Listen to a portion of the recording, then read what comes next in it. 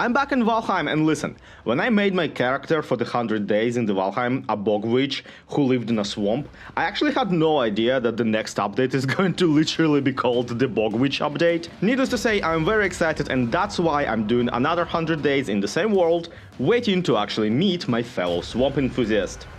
Also, you guys liked the previous one a lot, so I'm all too happy to deliver. You can check out the other one, but if you're not gonna, just be prepared. I have this giant tower building that I live in. We've also gotten as far as beating the swamps and starting the mountains age quite significantly. This time, however, our main goal is to get through the plains stage of the game, which sounds rather harmless, but don't get fooled. This is one of the most unforgiving areas. In fact, when it originally came out, Plains and the corresponding boss Yagluth were the finale of Valheim. And even back then, I actually never beaten it. So a lot of this is gonna be new to me too. First, however, we will have to finish the Mountain Age. And thankfully, we just about gotten the silver delivered back home by the end of the last video. It did hurt me physically to have it all smelting but never getting to do anything with it. So I'm very excited to actually craft things. First thing I make on day 1 is the butcher's table. It's an upgrade to my cauldron that unlocks the next set of food items. Wolf skewers, wolf jerky, and, I kid you not, ice cream. But like spelled with an I, as in an eye that's like in your head. This is because it's mixed out of the ice glands from the drakes and the grey dwarf eyes, which is really handy since I have a full chest of the eyes stashed away somewhere. The drake glands are a little harder for me, since I still don't actually have a bow of any sort. The last ranged weapon that I crafted was a spear I stabbed Ikftir with, back in the meadows. And I've not seen it ever since. But before we can craft that, I have some important business to attend to. See, my original 100 days on this character ended literally one real-life day before the devs made the seasonal content available. So imagine my rage when the fashionable pointy witch hat that they give you for Halloween became craftable exactly after I was done with my fashionable witch video. Well, no more. This time I get my hat, and it looks really nice with the Fenris hair sweater. Actually, you can even upgrade the hat to improve its armor rating, though that doesn't make it any more battle ready, honestly. In the spirit of the season, I also placed down a couple Jacka turnips, which actually is the original Irish tradition that the pumpkin lanterns evolved from. And thank God they did, because this is what the turnips look like? Thanks, I hate it. I did not realize that the Vikings were Irish, but neither did I know that trolls were real, so this game is very educational like that. Citizens of common sense, rejoice! I've crafted my first bow on this, the 101st day of playing Valheim. It ate up basically all of my silver, but I now have the Draugr's Fang, one of the coolest bows in the game. Its extra effect is that it applies poison to any arrows you fire out of it, on top of whatever damage they do otherwise. This will be massive help in tackling combat from now on. I say as I miss a pile of grey dwarfs point blank. Now the drakes won't be as much of an issue, but the bigger threat in the mountains really is just the environment. My long-lasting feud with the fall damage notwithstanding, the freezing effect you get when coming to the cliffs eats through your health in minutes, especially when there's wolves nearby already eating through your health. You can brew the frost resistance meat to help with that, or you can craft the silver chestplate that will keep you warm. But I really want to skip the silver tier armor and jump from iron scale to the padded cuirass in the plains.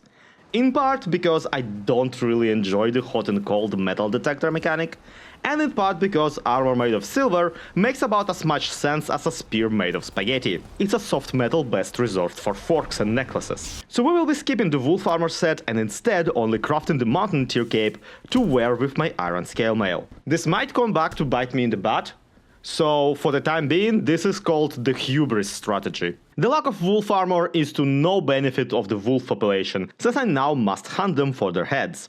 Literally. The wolf cape needs a wolf's trophy as part of the recipe, and once you craft it, the doggo will sit on your shoulder judging you. This looks hilarious, but doesn't really match my whole messed up swamp woman persona, and luckily, I technically have access to a much more fitting option. As long as I'm willing to hump the game progression into submission.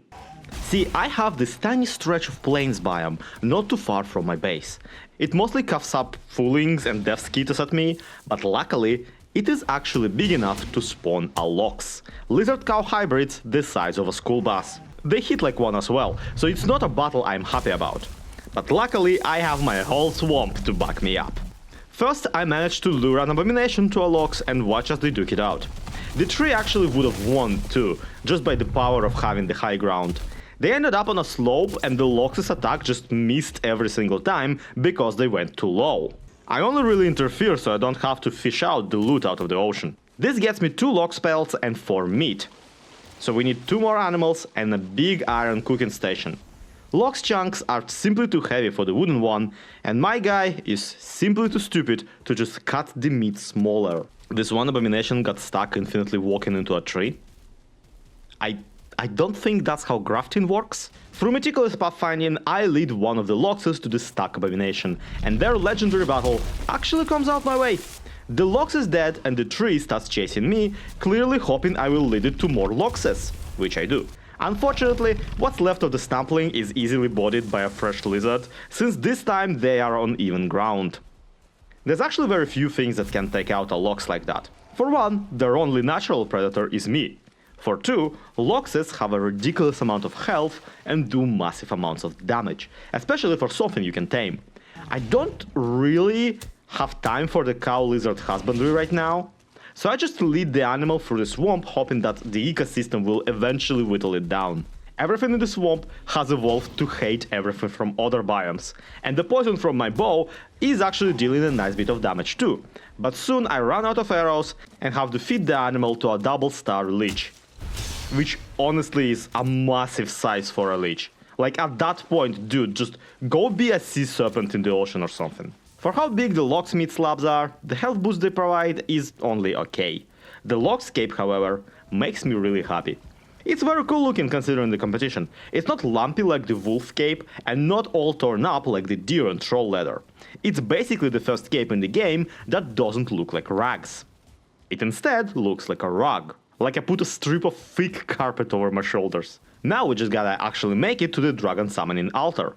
And to do that, we're gonna need a bigger boat. I mean, we're not gonna need a bigger boat, but it's nice. Long ships are much faster than cars, so I want one. Luckily, it's only 10 iron for 100 nails, and the rest is really just the assorted wood and random sail leather. Once again, the bog provides. Seeing how it's a cargo boat, I name it Evict Givet, which is very funny if you know Dutch and have been on Twitter 3 years ago. The maiden voyage is still only a scrap iron mission.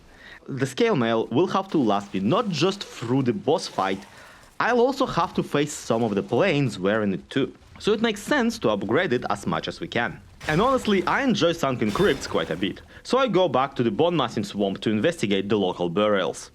The iron pickaxe rips right through the muddy piles, and my bonepin stick makes a quick work of everything else. A special case is this one drugger stuck in the terrain. I can't even hit him without digging him out first. For fun, I also sell off all the treasure I found and start stockpiling the gold on my dinner table. This is a secret tool that will help us later. 4 dungeons worth of iron scrap comes sailing with me, and I'm saddened that we don't have the full cargo haul of it. Trust me, I will come to regret this later. You can never have enough iron in this game, both for the hemoglobin and for building reasons really. The path home is extra winding. At first I sail north, hoping that there would be a waterway around, but there's only dead end and sadness, and I have to turn back and sail through the long southern pass that I originally took here. Or at least, I think I do.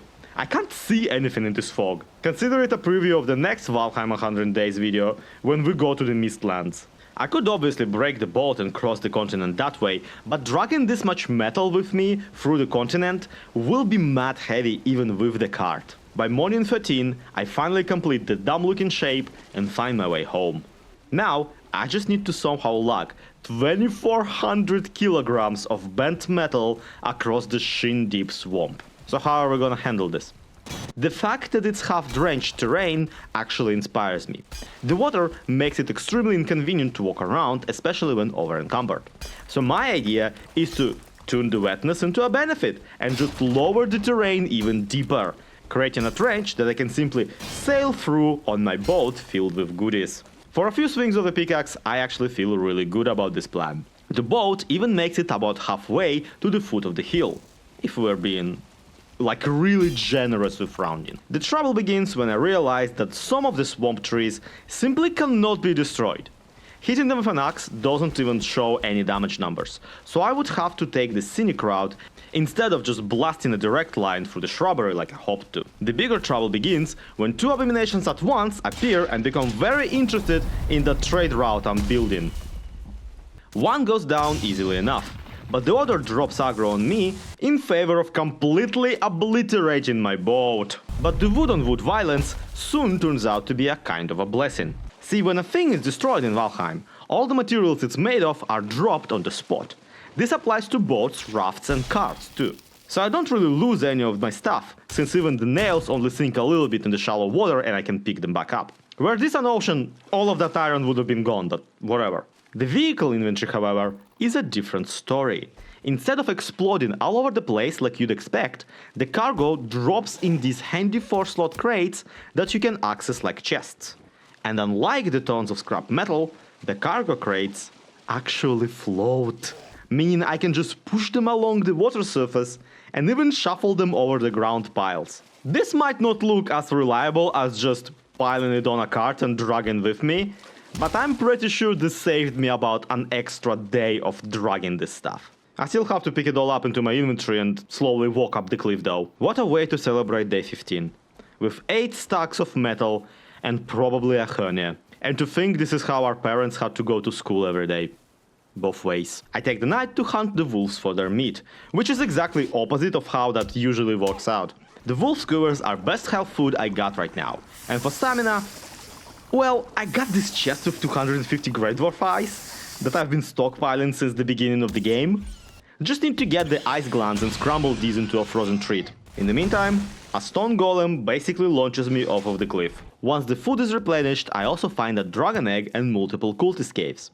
I'll need 3 eggs to summon the Mother of Dragons boss, and they can't be teleported, so I may wanna hold on to this one. Plus, I really don't want to surrender the one I'm using as a nightlight if I can help it. But when I'm about ready to sail to the boss altar, I am hit with a completely unexpected detour. I am attacked by a double-star boar not too far from my base. This wouldn't be a hard battle, far from it, but the thing about boars is they rarely come in their upgraded form.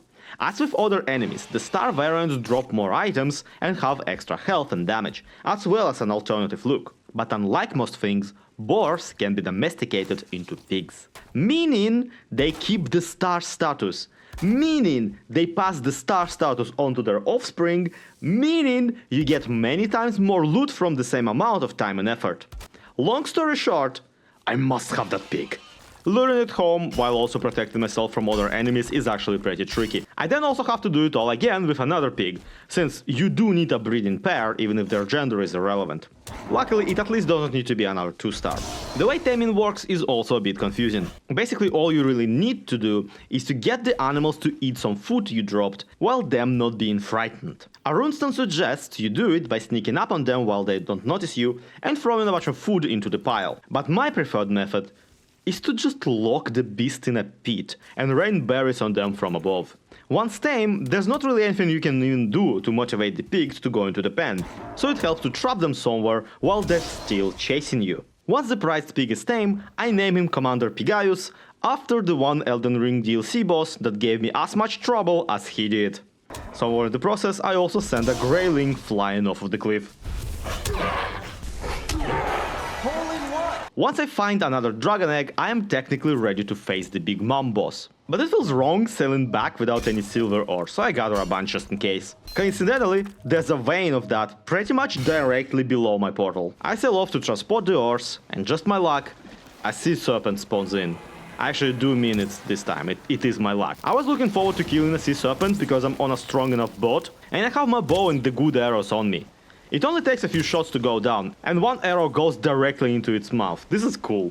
The battle brings me 7 chunks of snake meat. And here's the thing about that. The stew made with serpent meat is pretty much the second best food in the entire game for the health. Well, the raw health boost is the second best. The healing effect from it is a little off, that's soft and numbers, I don't care. Here's a clearer comparison. A wolf skewer gives you plus 65 to your max health.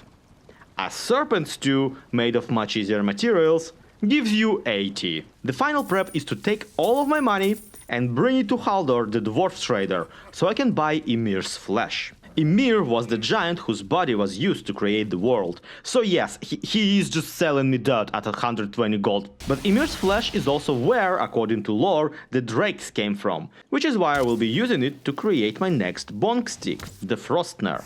A mighty hammer made of silver, which, again, is a soft metal. But it also has 30 ingots of it in the recipe, so we can assume that the stupid thing is at least matte heavy. Trying it out, it absolutely dominates the swamp biome. Though its damage output is tied to your club skill, the Frostner hammer has most of its blunt damage replaced with frost, which not only has extra punch when hitting a wet enemy, but slows the enemies down, making crowd control much easier to do. It's also a silver weapon, meaning it deals extra spirit damage to the undead enemies. So Draugr and Skeleton and others become a joke. The ease with which it handles the swamps is only soured by the fact that you only get this after you already beat both the swamp and the mountains, but it's still very satisfying to just come back and ruin everybody's day. With boss fighting dinner all planned, I try to actually get to the arena, but there's a stretch of water between my latest portal and the Roosting Mountain. I tried sailing my car along the shoreline down to the same spot, but I couldn't even find the river in question. The shore is just too winding and long going around. I had to jump off and try navigating the plains as a shortcut, which is very ill-advised with my gear level. I know I'm beefing with the random number generator, but it took me over an hour of my one human life to get to this stupid mountain. First I thought I could go around, following the shoreline, but it turned out they hid like an entire Australia back there. I really should have just broken the boat and rebuilt it on the shore right away. Once actually at the cliff, I just have to climb the near vertical slope, doing my best mountain goat impression. The actual animal, not the band. The altar itself is in an interesting location. Sure, it's high up and the actual area available is rather tight. There's a drop off the cliff on either side, but the arena looks flat enough, it should be easy to maneuver around and dodge the attacks, even if the space is kind of limited. Guess we'll see once we actually start the boss fight. Which will happen much sooner than I thought, because on top of the one dragon egg I brought with me, there are 2 dragon nests with an egg each, only a few meters away. I know you can sometimes find these on the same mountain stretch as the bosses, but these might as well have spawned already on the altar. This is the stupid dove nest subreddit level of silly. Once I actually crack the omelette, Moder appears out of the sky to remake that one video. And yep, mom's mad. The dragon's opening gambit is to get confused with the wall generation and sit atop some rocks, occasionally screaming. That's fine by me, though my own opening move is to exhaust the durability of my bow, which barely deals 1/5 of her overall health. The Frostner hammer doesn't do any better, each hit only taking out a sliver of her health. It's almost as if going up against the Frost Dragon with a weapon that deals frost damage was a stupid idea or something. Fine, I guess we're gonna be driving stick. This stick. Up this dragon's butt. I portal home to fix my bow and grab my iron mace. Despite me not being a doctor, doing full physical works wonders. The mace eats up the boss's health bar much better than the obsidian arrow headshots even. I now realize that I could have made the needle arrows since I had the Devskita butts and mass, but I genuinely forgot that they exist.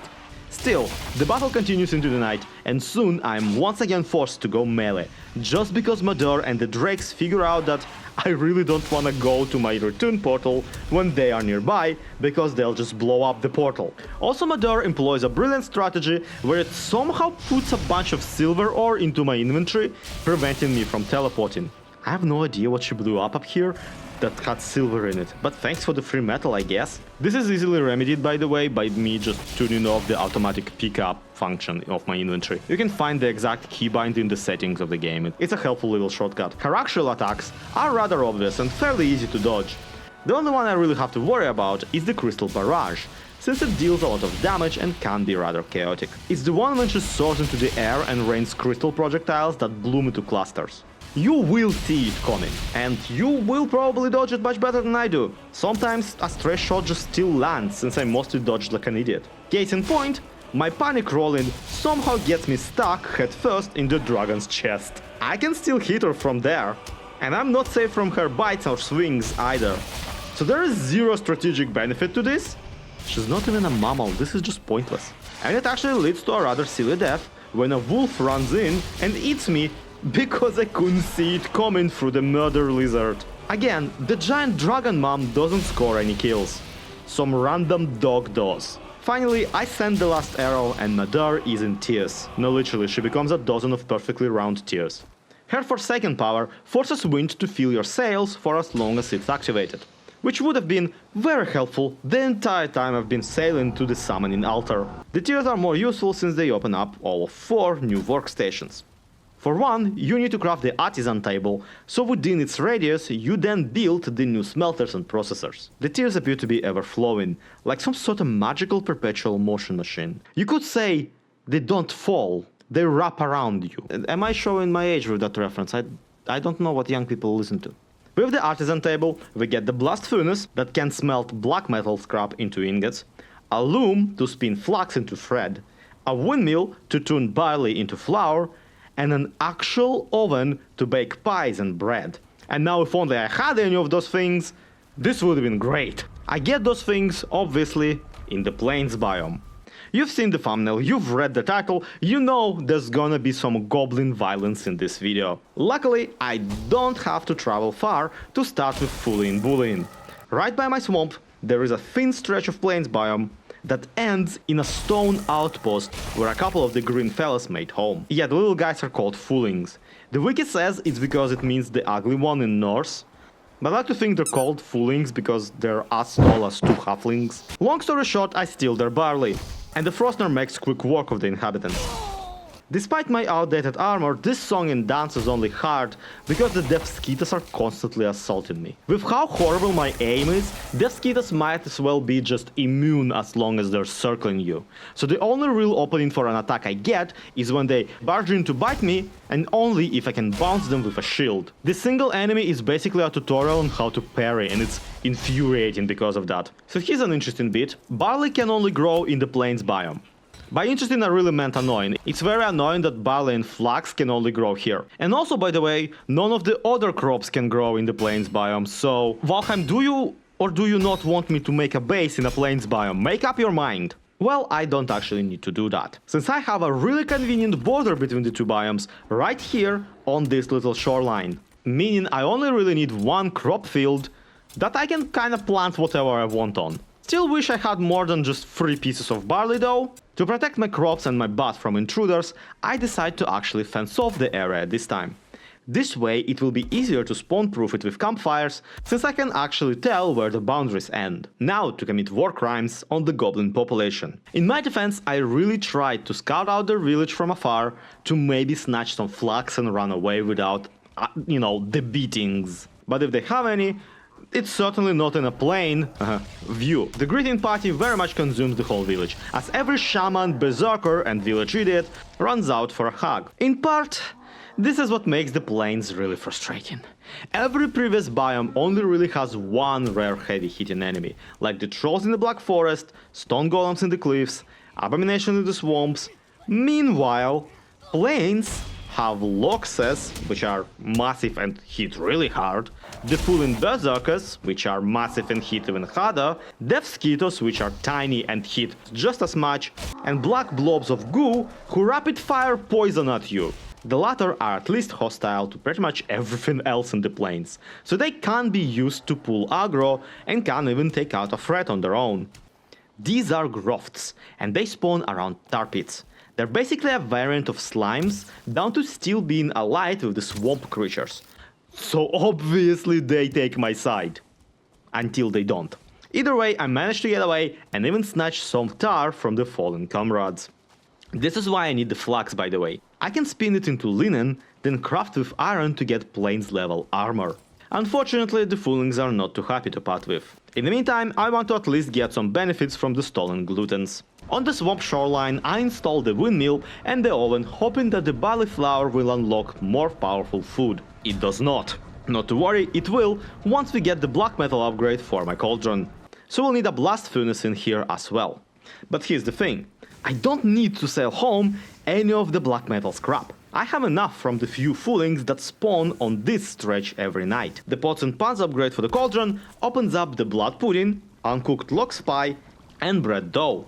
You may note that none of these are made in a pot nor a pan. This is pretty much the only blood-related item that isn't a health boost. Even the health potions require a blood suck. The pies and bread still needs to be baked in the oven after they're crafted. So it's a fun two-step process where you once again have to babysit it, or else you'll keep it in the oven for too long and it all will turn into coal. But it's still the best food available to me, so I just sit down in front of the furnace and watch it like a TV show. The log spice, serpent stew and some ice cream make the health bar honestly the biggest I've seen it. Still, a Star Berserker takes me out rather easily. That's what I get for somehow forgetting that shields exist. In my defense, the black metal round shield is perhaps the ugliest one out of the bunch.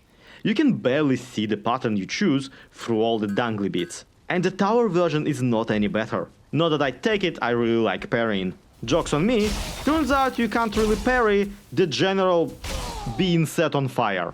This is why I then try to just snipe all the shamans in advance. Their fireballs can be vicious, and you know, their shield spell is also pretty annoying. But as I am ready to launch my final assault on the settlement, suddenly the hunt event begins. And winter wolves start spawning to chase me. Then being a mountains creature, every single Fulin then starts targeting the wolves. In the chaos, I somehow find my way up on top of the roof of one of the Fulin buildings. And then I just stand there watching some goblin berserkers bonk their way through ever-advancing waves of wild wolves. The animals keep on spawning all the way until the event is over, by the way. I think I got like 40 or so wolf meat from this mess. How does the new shield hold up against the berserker hits? No idea, I never got to actually use it. What I can confirm though, is that the dang village never had any flags to begin with. It hurts, but I better channel that energy into finding some other place to ransack. It's not helped by the fact that out of the two grains, flax is the rare one. The villages with it generally are less frequent than the barley. So only by day 42 do I actually find a village a whole boat trip away, where I can see the plants all the way from the ocean. And this one is guarded by the whole of 6 berserkers. And at least 2 of them seem to be the double star students. This is the most clutch clown chase I've been ever a part of. The only thing I can do except for straight up dying is to dip into the meadows and run until the horde gets distracted with some boars or something. This whole thing really makes me think that maybe the village raid is meant to be more of a stealth mission, when you run in, grab the stuff and just run out without actually engaging with the townfolk. But you know me, the people man. I got to mingle. Also stealth is optional for this mission. Let's go! Woo. Regardless, I make it home. Here's some fun trivia for you. Valheim flax takes an hour to grow. In real time. If you are lucky. Given that I need enough for the whole armor set, I'm locked in for multiple harvests and replants before I can get any progress with my gear. Fine by me, however. I've been looking for an excuse to do some building this entire video. With how close my little plains field is to my main tower base, converting it into a secondary settlement is a no-brainer. I just have to come up with a nice enough build, and I do actually have an idea here. In part, this is inspired by the one place in Elden Ring DLC, where you can see a bunch of massive ships lodged into the cliffside, really making you wonder how they got there, and why they kept sending them to get lodged into a cliffside. Well, we are on a shoreline, and I do want to use this place as a port of sorts. So we're going to build a massive crushed sailboat, sticking comedically out of the terrain. This is actually a very synergetic project. Not only am I building a base, I am loading the crop fields, so they grow, I am clearing out the neighboring Black Forest, and I am ruining the life of every single Great Dwarf within vicinity. Truly, everybody wins, except for the Great Dwarfs. I start with the backside of the vessel, where the captain's cabin and perhaps the poop deck would be. Iron reinforced beams come in real handy, to help the structure not fall apart under its own weight, despite how tall I'll be building. My other trick is that I very often go off-grid by holding shift to place things against each other as if they were actually corporeal and didn't just glitch through, missing the entire time that this extra level of detail is only really present on the ocean-facing side of the ship. You know? The one side I'm not on, the one side I can't look at without drowning. Yeah, I should have planned this better. Another thing I have to do here is give the cabin I actually want to live in an extra meter of height. In this space I position a layer of thatch roofing that I then cover up with floorboards. If this seems like a waste of materials, rest assured it is. But the game does not count the flooring as cover, so I need either tar shingles or thatch to ensure that the captain's quarters isn't rotting in the rain all the time. Only the area below the roofing materials will count as endures too, so we're fighting for the workbench use as well as the reset effect. Both things I am a big fan of. The trick only works halfway anyway. Some of the thatch is glitching through the floorboard on the upper side, making some pretty ugly wave texture. Still beats having them all be sloped though. I could of course raise the deck by just a little bit to fix it, but no time for that. My flax has once again ripened and it's only day 55. Life is fleeting, but at least I got half of a boat now. With a harvest of 100 pieces, we should have enough to craft the padded set. And maybe have a fighting chance against the flat biome. And oh my god, the spinning wheel sounds like rats dying. Now that we have linen, first thing we craft is actually not armor. It is instead the porcupine, the plain steer mace. Makes sense, no one can hurt you at all if you kill them first. The porcupine is kinda cracked the way I see it. It is a fully fledged plain steer weapon that, unlike all the other ones, doesn't actually use any of the black metal. The only ingredients are thread, iron and deathskeeter needles, which you can teleport unlike the falling drops, meaning you can craft it all at your home base without having to sail any of the scrap all the way back. Mayhaps the developers consider it a kind of a starter weapon. Or maybe they just really enjoy making the mace class look stupid. Take the Frostner for example. No really, take it. You can have it, get it away from me, I don't want this piece of junk! The Frostner is the strongest club in a mountain stage, but it's completely useless against Moder, the boss of the mountain stage. But once you beat Moder, you immediately go into the plains, where you can quickly replace the Frostner with the porcupine, since the mosquitoes are fairly easy to hunt as long as you have a shield on the ready. Therefore, I pose you a question: why have the Frostner at all? The porcupine has some galaxy brain stats as well. Half of its damage is counted as blunt, and the other half as pierce. Therefore, anything resistant to blunt will get stabbed, and anything resistant to pierce will get bonked. Does this average out to a solid damage? I have no idea. All I know is it completely destroyed this one fooling berserker. Also, it looks like a pile of glow sticks during nighttime, which is kinda cool. Now I can finally make the padded cuirass and greaves. It is perhaps the most normal looking armor in the entire game, with a small exception: the helmet. I get that this is historically accurate, but that is certainly the dorkiest I've looked in this entire video.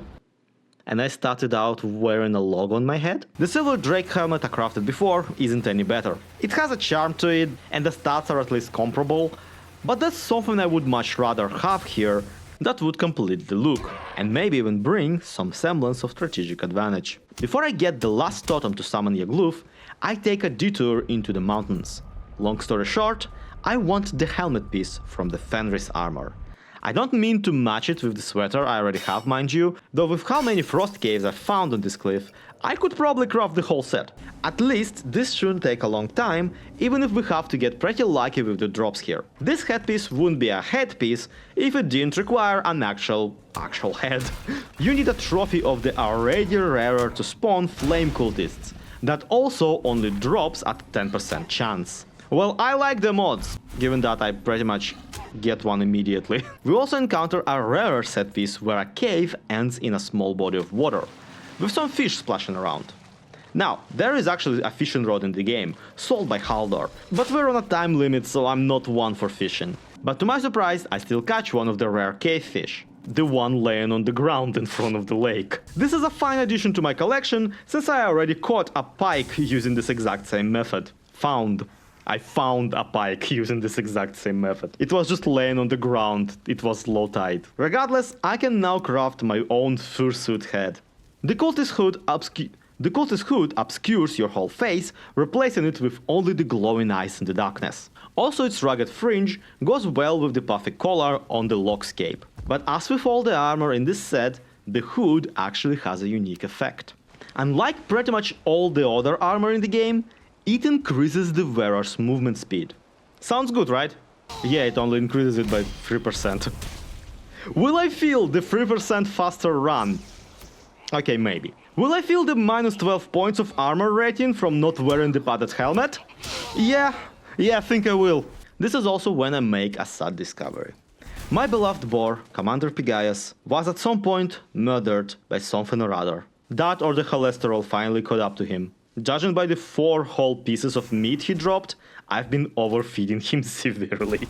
I bury him behind the tower and mark his grave with a Frostner hammer. Both of them were fucking useless, so might as well. Also it glows in the dark, so that's kinda cool. It was kinda cool that Thor showed up to the funeral at least. No, really, that's Thor up there. He rides his carriage across the sky every now and again when it's thundering. I love this game, it's so epic. Okay, enough of the sulking. Let's go work out our emotional trauma by inflicting physical one on others. The cycle of violence ain't gonna spin itself. My 5th and final totem is in a tiny fooling village guarded only by a couple shamans and a handful of foolings. So I have no issue pocketing their baby Yoda Funko Pop, but joke's on me. While I was doing that, they sunk my battleship. Their plan was diabolical, really. The foolings have destroyed my portal home, so our death right now would mean having to travel all the way back here on foot, supposedly, since again, they destroyed my boat. This is the most nerve-wracking battle I've been in yet, and it ends with me sending their poor shaman flying.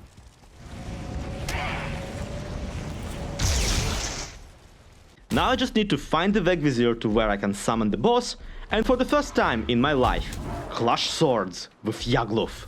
He has no swords actually. For the first time in my life, throw hands with Yagluth. But this is where it gets tricky. I'm literally more likely to find the actual altar than I am to find the rock with its coordinates. The Vegvizier for Yagluth only generate in some of the fooling Stonehenges. So clearly we're going to England or some crap. Those rock structures are actually relatively short, while the altar itself is basically 5 giant fingers sticking out of the ground. And also good luck finding anything in a biome that gets foggy every morning, every evening, and also just whenever it feels like. The Silent Hill atmosphere isn't helped by all the mosquitoes attacking out of the fog. At least Odin shows up to leer at me from the mist. I'm getting to it, dude, let me cook! Only by day 64, I find the navigation rock attached to a circle of stones. In a pit, not visible from afar, and on a border of meadows where I would never try to look for it in the first place. I am literally only here because I got lost in the woods. The place is guarded by 2 fooling berserkers, and I'm not too eager to have to fight them, so I just stand there evaluating my chances with my 0 arrows and the last log spy. That's when one of the berserkers perks up, having noticed something, and just leaves into the woods as if going for a smoke. The second one follows shortly, and judging by the distinct deer dying noises, they'll be having a barbecue. Before they invite me as well, I grab the Vegvizier location and bail into the underbrush. My natural luck, once again, seems to be deeply and confusingly at odds with the natural world generation algorithm. But now, it's day 69, and I've penetrated the new level of building materials. I have penetrated the new level of building materials. The tar from the tar pits allows you to build a full set of new wooden pieces that, unlike the usual stuff, doesn't really rot in the rain. The usual planks won't fall apart either, but they gradually degrade to have durability under the weather. Which wouldn't be a problem if they also didn't tune this greenish teal color. It's very vomity, I don't quite like it. I don't have enough material to switch to ornamented wood entirely, but I can build these cool raven carvings on the ship railing. It's good stuff. Though I'm getting tired of having to chop trees. Makes sense, I'm still using the iron axe instead of the new black metal one. It doesn't have the same woodsman friend descriptor, but seems to work just fine. I guess the trees don't really care if I'm friends with my axe or not. Thanks to my travel, I finally realized what function the new ship base can serve. With how I only have 2 home portals that I keep changing the names of to dial in, I could really use a travel hub. A set of portals permanently linked to things, so I can easily move between all of my points of interest. It's not like I'm running low on circling course, what with the fire mountain in the middle of the swamp, where poor things basically farm themselves. Just need to straighten up my password system, so here's a quick glossary of portal names for future reference. The portal named Plaintal leads to the Taptorn Tower, not in a plains biome, because It originally leads away from the top turn tower and into the plains biome. But now that I kinda terraformed it, it doesn't really look like plains anymore, so this is just a portal home basically. Spawn back is a portal that takes you back to spawn, obviously. Bond Mass was originally a portal leading to the Bond Mass summoning altar. But then I had to travel and didn't have a different portal activated, so I just had to pick this one up and just keep carrying it with me. So now, Bond Mass leads to Haldor, the dwarf that I can trade with. Please no one tell him. The next portal is named Bonder Mass. Since the Haldor incident worked out so well, I decided to keep the naming convention and named this the portal to the other trader, Hildir. We can only assume that when the game updates, my portal to the Bog Witch will be named the Bondest Mass. Anyways, as I'm here, can I have this barber kit and yeah, the blue dress, thanks. From here the names become even more confusing, since the Link series of names has zero sense to it at all. I just kept increasing the Link number for every new portal. So Link 1 leads to my Dark Forest Cottage, which outlives its usefulness unless you wanna lick my first ever cauldron or say hi to Oluk the Trollhead. Link 2 is Druid Helvete, my random outpost by the Elder Portal, not too far away from my main base. Link 3 is the Gerhafa Mountain, where I have the still alive Gerhafa boss stuck in his own dungeon. There's also a ton of wolf cultist caves in there, so we probably will be going there. Link 4 is the actual Bond Mass altar. I actually would love to build something around here at some point, because I really want to incorporate the Boiling Skull into a building some days. And finally, Link 5 leads to the Yagluth altar we just discovered, and the adjacent tar pit that I'll have to clear up before the battle. There's also a full Fooling village in the distance, so yeah, I hate it here, let's never go here. But I guess I cannot delay this any longer. It's time to finally summon and fight Yagluth. I mean, I needed a figurehead for the ship decoration anyway, and Yagluth does drop his head when killed, okay, so it works out. Here's what we're doing. Stamina potions to squeeze in more hits, health potions to try and tank through hits. Barley wine for fire resistance, since most of the boss's attacks are fire or explosions. Bone Mass blessing for everything else, and let's see what happens. What happens is the boss takes good 5-10 seconds to actually play his dumb summoning animation, and I get 3 hits out of him. Once he does climb out, I'm shocked to discover that most of him still failed to show up. Lieutenant Dan, you ain't got no legs! With how the boss is built, his attacks are actually pretty clear. He has one on the left hand, one on the right hand, and his head screams lasers sometimes. What's interesting is he never actually straight up hits you. Yagluth's main ways of offense are the status effects of zapping you with lightning and setting you on fire. As such, I'm pretty sure you can't actually parry him at all. His right hand attack causes a single large explosion around him that also sets the ground on fire for a short while. It's very much a just be somewhere else situation, but running out of the range makes follow-up hits really hard. And unlike me, the boss doesn't actually need to shorten that gap. His follow-up left-hand attack just summons asteroids that rain from the sky and home in on the player. They do explode on contact as well, and between that and the sheer number of them, the damage piles up real fast. This is by far the attack I want to avoid the most. With all this given, you'd think staying away and sending arrows would be the strat. But the guy is also a skeleton and therefore seemingly resistant to pierce damage. So not only is the bow not very helpful, half of the damage from my spiky club might as well not be there. What I'm doing to his health here is best described as tediously sanding it down. But I'm pretty sure the only effect that has is making his bald head shinier. But get this, with head that he is, Yagluth is still only neutral to blunt damage, meaning he gets the full number from a hit. And he is a skeleton, meaning that he is technically undead. And the undead take damage from silver weapons. So that's right, motherfuckers! The Frostner is back in the game! Between its multiple types of damage, plus the frost effect, the Frostner is actually much better than the Porcupine for this fight, though I need to change up my strategy to really get anything done. The big explosion attack has to become my favorite punching time, since just dodging it whole only makes me wait for the whole chain of attacks to pass. Luckily, I can still roll out of the range of the initial blow and only have to tank through the blue flames surrounding the boss. The trick here is that the healing potions in Valheim don't actually deploy all at once, they're secretly regeneration potions, just with a very short duration. Meaning, you can take one before you're about to take some damage and just absorb the hits. Yagluth's meteor attack also can be cheesed kind of easily, since the fallen rocks still have to actually make their way to you. So you can lead him to one of the massive pillars surrounding the altar, and if you time it right, the rocks will all just hit the giant stone finger and never actually reach you. It's not the most bulletproof strategy either, so it's best to keep an eye on the sky, but every little bit helps. The mouth laser can be just streaked around, and it struggles enough with the terrain that I'm not super worried about it. There's a chance too that you can just squeeze yourself between the side of his head and his shoulder, where the blast simply won't reach you. Though much like the meteorite strike cheese, this is not too reliable. Overall, this fight quickly becomes the race against the timer on the Bone Mass Blessing. As long as I got the extra resistance, I can kind of just plow into the boss. The spirit damage comes in real clutch too. And given that this is Commander Pegai's commemorative hammer, I like to think that it's his spirit that's damaging the boss. So yeah, once I grab the bonking mallet, the fight only takes like 15 minutes. And the whole time I'm getting drunk on meats and wine. It's a great time.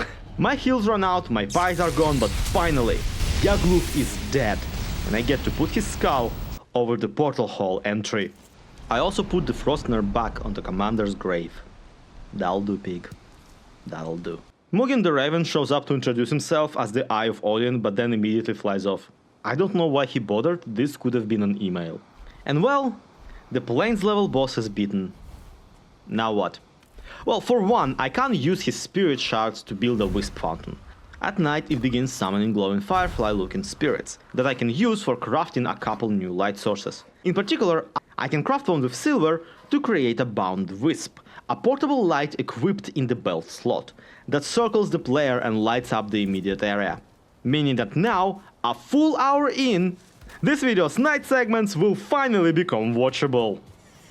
Thanks, game. There's also more targets for me to eliminate in the plains thanks to Hilder's questline. And of course, I can't wait to actually encounter anything from the Bog Witch update. You know, that thing that I hoped would be the center of this video, and it's still yet to come out. I clearly underestimated how long the public beta lasts for, and also how obsessively I would be playing on this save once I got to it. Thankfully, there's still a lot of things I've not done in this game, actually, ever. Like the barber kit from Hilder is not something I ever messed with. Turns out it's used to make a station that lets you tweak your character appearance. Helps if you take off your hood before sitting down though. You can't change the skin color or body shape, but you can mess with the haircuts and beards. In fact, the station has a couple unique styles unavailable in the original character creator. I actually don't really like any of the styles more than the royal braid I already have, but at least it gives me an extra angle for TikTok live streaming. Yes, chat, today I'm just kind of answering questions. This is a really relaxed stream, everyone. Oh, wow, Gerhafa, thank you for the generous donation. It's really kind of you. Full in Bazooka 2-star. No, I am not the person who barged into a village and like died 5 times trying to get flax. I don't know who that was, no, sorry. I put the ship project on hold to give thanks to the Fallen for the help defeating Yagluth. That's right, we're talking Commander Pegai's Memorial Pig Shed build. What does it say about me that the pig shack has the nice tarred roof while my own house still has the crappy one? I actually ran out of tar putting the cool wolf ornament onto the window decoration of the pig shed. It wouldn't be a big deal since the Targroft monsters respawn, but they only appear 2 at a time once per hour, so we'll have to go the other way. There's more tar items at the bottom, so we'll have to drain the pit. Surprisingly, the liquid physics of the game allow this. All you have to do is dig up a hole as big as the tar pit nearby and much deeper, and just pull the plug. It is immensely satisfying to watch the tar level go down, and I would enjoy doing this a lot, if the grofts weren't such a headache to fight. What's important is that the other pig now resides in a luxurious pig shed, and Commander Pegai's will not be forgotten. This actually reminds me that there's an animal I've never had before, that being chickens. Once you defeat Yagluth, Haldor starts selling their eggs. So I check in and 1200 gold for an egg. Are you kidding me, Haldor? Do you not know I have a family of pigs to feed? Ignore that time I bought 3 extra dwerg circlets just to light up my ship. It's beside the point. To score some gold, I decide to go harass even more foolings. And while at it, fetch another chest for Hilder. After all, If the previous dungeons are anything to go by, the Plains side quest should have a unique goblin variant that I haven't beaten up yet. Unless the Sealed Tower final boss is just a giant Devskito, which I wouldn't put past these developers. I do wish Hilder also paid for the chests though. To my delight, the tower is actually a tower, and it looks like nothing I've ever seen in this game, outside of my own tower. I gotta admit, their one looks much better put together than mine, but only because they cheated and made the whole structure a single unique developer exclusive building piece. I had to actually fight the support structure mechanic for my height, and also cheated and just planted a tree there, but that's beside the point. The sealed tower turns out to not only be actually a tower, but also actually sealed. There is no entrance at the bottom, raising two questions. How do I get in? And how did they get in? I can hear that there's foolings inside, all the way from here. So who and how put them in there and then removed the ladder? Do foolings have helicopters? Is that how this happened? What kind of Rapunzel situation are we dealing with? Well, things seem to clear up a little once I built my own stairway all the way up.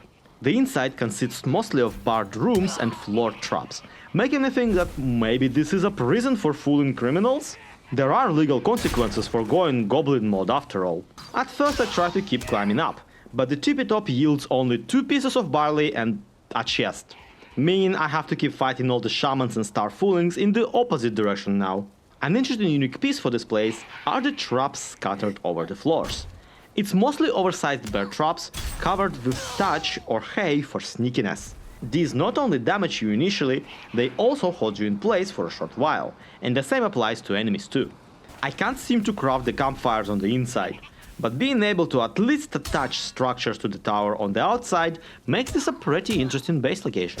At the bottom I meet Funger and Zeal, a kind of a double boss. That's a fooling shaman riding a fooling berserker. They're a very interesting variant with unique animations, like when Zeal casts a shield over them.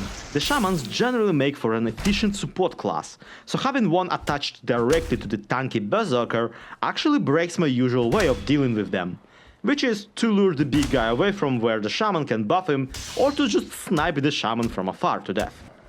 Hilariously, they have a different cheese strat, and a pretty obvious one.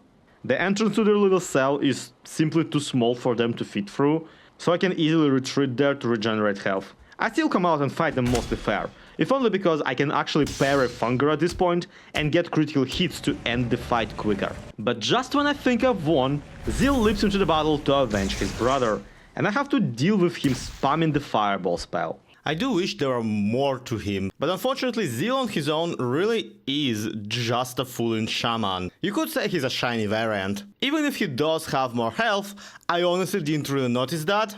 Gearhafa at least did frost damage instead of fire. I miss Funger. Funger was cool.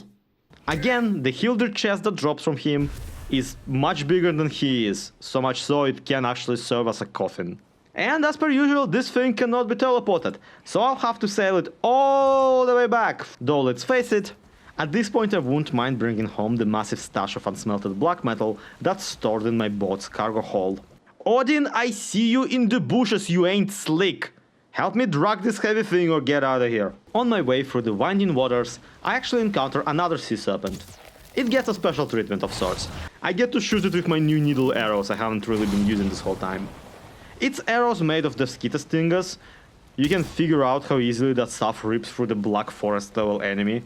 More serpents too for me. With my map looking spindler by the minute, I arrive at my shipwreck base to unload the cargo, but mostly to finally get to see my ruined vessel from further away. And of course, when I approach to look at it, the weather gets so foggy I can't see anything. Man, the Silent Hill remake is just not what I thought it would be, okay? I give Hilder her wares and unlock a few more outfits. And naturally, only then do I notice another sealed tower on the map, basically 2 steps away from Hilder's camp. Could have saved me a lot of sailing if I just went there right away. What's worse, the Goblin Honey Jail adventure didn't even earn me enough gold for a single omelette. But good news from the Valheim wiki. I won't actually need any gold, I would like the omelette. The eggs, it turns out, are also available at the very bottom of the exact sealed tower I just been to. They're hidden away in a chest, in a treasure room behind the boss. When I was there, I just assumed that room was another stairway back up, so I never investigated. And it's 2 full eggs, which is entirely not enough food for 2 adult foolings, but will be fine for me to start a hen house. To try out, I first put 1 egg by the fire where the game says it's warm, and put the Funger and Zeal heads on their well-deserved spot to watch over it. 1 over the silly armor stand, and Zeal on top of my wolf carpet, so it kinda looks like somebody skinned him. This entertains me a lot. It's a cute detail that when the chicken hatches, it's yellow like the real-life ones.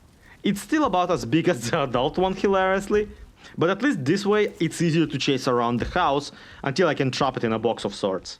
I will have to be more strategic and not hatch the other one until I get a hen house. In the meantime, I throw the hen 2 dragon eggs to roost on. Come on, buddy. Do your thing. I also get another exotic pet. In the meadows outside of my tower, I find another 2-star boar! And I managed to capture him as well. This time much safer than the previous one. Oh my god, please don't die. I call him Rem, which is short for Remembrance of Commander Pygaius hewn into the Skadu tree. Which, I admit, is a mouthful. Needless to say, I am very happy about the advanced pigmanship now happening here. As long as I can feed the boars, they will produce piglets ripe for harvesting. And as long as they keep being 2 stars, I get quadruple amount of drops from them. The gag here is that for them to be the 2 stars, it is Remembrance of Commander Pygaius that needs to get pregnant. The problem also is that I kind of run out of any use for pork in the game. Sausages have been my rock this whole time, but since the wolf reign of 2024, they have been replaced with the wolf jerky as the most convenient food combination. So Rem and the other pig are in for a long and prosperous life. Unless of course the Meadows level food will suddenly pop off with a really nice looking feast combination, but that'll only happen if this game actually updates sometimes. Every few hours I'm staring expectantly at the Valheim Steam page, waiting for the full update to drop. Give me the Bog, Valheim. Give me the Bog and the Witch. I've been a good boy, I deserve it. Seemingly due to my deteriorating mental state, the Yagluth head trophy begins to talk. It's just a text box over the item, so it's not grounds for pulling him down, though I gotta admit, the fact that the Forsaken trophies actually talk like that, I think it's cool. It adds a lot to the atmosphere. The actual speech they gave him is kinda dumb though. Do you come to gloat, little thing? Dude, this is my house. I live here. I come here to sleep. When you read into it, all the Forsaken speeches unfortunately amount to "Ooh, I'll be back to get you," which just doesn't hit as hard when at least one of them got killed by a bunch of campfires. Well, I have a better price for my trip to the plains, and I've been saving up a dozen iron ingots specifically for it. This here is the true endgame, what separates the boys from the men, the peak of Viking realism. If you have both iron and tar unlocked as material, you can discover the coveted crafting recipe for a hot tub. An honest to Odin bubble bath. Hugin even spawns in shin deep to explain that the water is nice. The portable sauna even comes with its own furnace to heat up the jacuzzi. Sitting in the warm bath grants you 15 minutes of comfort effect, and you don't even have to undress. I still do though, just to recreate that one screenshot from the Witcher game. There is, however, more than just the memes to the hot tub streaming. I can actually really benefit from a comfort source here in my portal hub, so that on return trips I can save myself the extra teleport back to my kitchen, where I have comfort up to 14 at this point. My next big base improvement project is that I want to add the front of the big ship, and I want to add it just kinda laying around apart from the backside, closer to the barley fields. Lest you forget, this is not meant to be a vessel that survived the landing. In the process, I make a discovery that forces me to more or less also rebuild the backside too. Who would have thought that actually using the horizontal planks and logs for texturing a side of a boat makes the boat look so much more like an actual boat?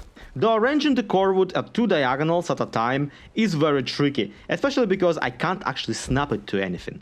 Luckily, we're not going for pristine and precise here. If the boat looks like it fell apart in the collision, that's very much what we're going for. And at this point, no, I like the boat. The boat really does look what it's supposed to. Except it still could use taller masts. That's a job for more reinforced iron beams. And you know full well that my last metal went into making a hot tub. Sailing away to dig some more iron from the swamps, my longship gets stuck hanging on the nose of the decorative boat by the sail mast. I don't know how I did that. I wouldn't be able to recreate this intentionally, even if I tried. The best part about this iron trip is that I don't actually have to go that far away. I mean, I never had to go that far away. This swamp is basically across the river from my base, and I only discovered it very recently when I had to lug all of the black metal back home.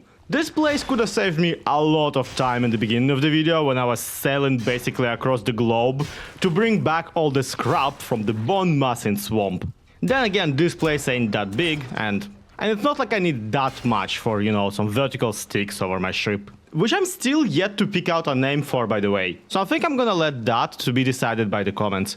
If you have any suggestions, do let me know down below. And next time we're in Valheim, we will absolutely be smashing a bottle against the side of this boat. You know, as if it hasn't suffered enough.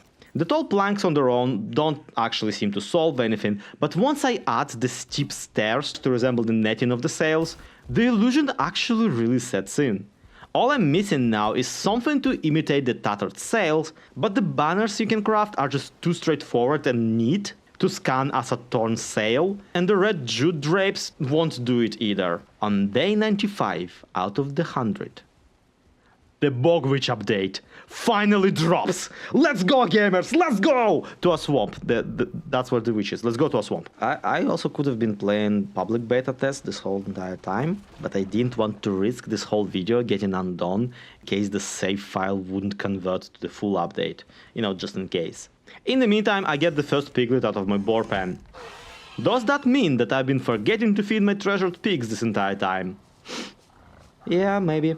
The update immediately brings two new crafting stations, the meat kettle and the food preparation table. The former is just a nice way to move all the meat-based recipes out of the crowded cauldron, so the cookbook becomes much less cluttered, which I appreciate. I'm not looking forward to having to dig extra metals next time I'm starting the game from scratch, but, you know, this is fine. The food prep table also hogs the uncooked dough variants, like the lox pie and bread. Makes a little more sense than the pots and pans situation, but it can do so much better. If I can get the special spices from the Bog Witch trader, the food prep table unlocks feasts, special foods made of other foods, that may or may not be more convenient or helpful. I don't actually care, they look cool, so that's why I want them. But first I get attacked by Zealand Fungar invasion, because of course I do. No, believe me, like, this is a very common armor design. I don't know who killed your bro. Like, I don't know who stole your flax, I don't know. Ah, crap, they found me. Apparently, once you defeat a particular boss in the Hilder questline, that boss then can invade your base and ruin your stuff. This wouldn't be an issue if I got invaded by, like, Brenna, the burning skeleton who dies in 2 hits. But obviously it's Fungar and Zeal who have to show up with their small army of foolings. I don't know how they're back from the dead, and I'm gonna level with you, I don't know where they went either. I was really not in the mood for fighting them, so I just kinda juked the entire goblin army until the event ran out, and then everybody just kind of went into the woods and disappeared. I still don't know what happened to them. I'm hoping that it's the goblin police that got them and put them back into their stupid tower. So we sail off to track down the bogus witches with all the money I've been saving up this whole entire time. All the swamps I can reach via portals return nothing, and the chance of having all 3 of the traders in a neat bunch is simply not there, unfortunately. Even reaching the furthest swamp reveals nothing. I have to even go through a stretch of the Mistlands at some point to reach the new grounds. It's fascinating, if confusing. All I learned that can be used in the next video is that there's bunnies in there, and they are some chunky bunnies, wow. Anyway, we'll mess them up in the next 100 days. Right now, it's day 99, and I have found the Bog Witch. On the last day of recording this video. Why do you do this to me, Valheim? And furthermore, how do you do this to me, Valheim? I genuinely have no idea. The Witch's place pops up with a cauldron icon on my map, and I'm all too happy to see the signature protective shielding of the traders. The little swamp hut seems as damp as everything else in the biome. I especially like how there's a peaceful Grey Dwarf just chilling on a stump seat at the entrance. I named him Strobert because, I mean, look at him. Like, that's a Strobert if I ever saw one. The witch only communicates in grunts and noises, which I can relate to. but the selection of wares is simply unparalleled. I am hesitant to start chugging every love potion that's here on sale, but I do want to get one of everything just in case. The most important to me is the serving tray. It's a new tool that allows you to put food on the table. Like literally put the food you have onto a table. You can just place edible things and decorate your surroundings with it, and you no longer need the item stands to do that. This also means you can eat stuff right off the floor with your hands. But the really nice use for this are the feasts. They have up to 10 charges in them once placed, and combine the already finished foods into bigger, more powerful food. Only problem is you need the unique spices that the witch sells to actually make any of them. So naturally, my goal becomes to completely cover the big tart table I got in food. I'm about to delicious the crap out of this dungeon. I start with the Swamp Dweller's Delight, since I am the Swamp Dweller and I sure am delighted to see that I already have all the ingredients for it. That is pig bog flam, to be completely honest, that's just me. This one is basically a stuffed blood leech surrounded by a generous serving of mini sausages. This feels like some sort of trigger warning is in order, but I had to actually fight one of these alive, so I don't know, you tell me. The Meadows Feast variant is literally a whole roasted boar on a platter. Just the whole pig, it's amazing. Oh, Commander, even in death, you're still with us. Wait, who did I bury then? Black Forest Buffet Platter is a big round pile of carrots, deer parts and sauces. Not much to talk about visually, but probably a solid option for a player still in that stage of the game. Although that does make me think, no player in that stage of the game is actually gonna see this. Only a player who can go into the swamps can really meet the Bog Witch in the first place. But what's more, the spices are only unlocked by defeating the bosses correlating to biomes, starting with the Elder. So the Meadows Feast is just here for giggles, I suppose, since Meadows level player can never get one. The Mountain Logger Stew has no such issue. It's very heavy on the onions though. It's 3 French onion soups and then 2 wolf skewers on the top. And all of that has onions in it, so this is 11 onions all at once. I get that crops are generally plentiful as long as you replant a lot, but you can't see how this is concerning to me, a person tackling the game 100 days at a time, and also someone with IBS. And finally, the Plain Spy Picnic is just baked goods and cloudberries on a slab too big to fit on the table. Mission truly accomplished. The table legs are giving in. Each feast occupies one slot in the food loadout, though I doubt I will be taking any of this into the field. In theory, I really like this feature, but I struggle to actually calculate if there's any benefit to it, numbers-wise, or what practical application there even is, especially since I don't think I will be fighting anyone with my belly this full. So here's my everything as it stands by the day 201. I've now officially moved back into the tower base and I have my actual bed here. I borderline have to share it with a chicken though, so that's not the most convenient. I've moved my kitchen from the Black Forest outpost and obviously we have set up the table for the guests. And this still is a build so very hard to top because of how tall it is, you can't get on top of it. Especially now that it's protected by Commander Pegaius' spirit and Commander Pegaius' legacy in the name of, well, the Memorial Pigpen. Do they still love me though? Yep. And yep. And wow, we have a second 2-star boar already. That's awesome. How did you get out of the... What? How did you get out of the pen? 100 days later and no, I still love this base. This rocks. A little ways away we got the plains little stretch and that's where our portal room is. And also apparently our bathhouse. I've been planning to put in a ceiling as well to like cover up all of these dangly bits, but I never got the wood and never got the time for it. Hey Yagluth, you still sucking up there? I actually gave him these nice bone shields to actually complement his stance. The insides of the ship are actually pretty spacious, so I could potentially add more decks and put some more levels in here, making this more of a proper base. One thing I don't really visit is this upper deck I got, where there's supposed to be the actual steering wheel, but naturally I couldn't figure out what to put in here on an item stance to impersonate that. The final look of the backside of the boat is very, very nice, even from this angle.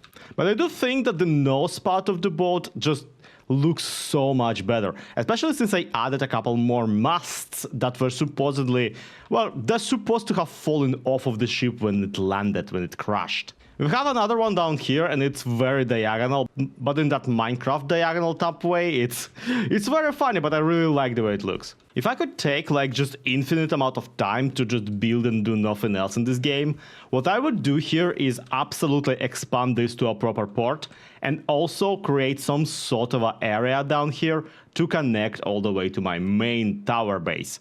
Actually, over the span of this video, I found out that this is actually like straight up an island, like a full-on continent. So domesticating the whole entire thing and making it into a kind of a large area with multiple cities or at least villages would be really, really fun. And there's enough of biome variety to justify it. I would love to build in mountains. But now, it is day 200, and I've worked out quite the appetite. So I'll have one of everything, and I'll see you in the next 100 days for our Mistland adventure.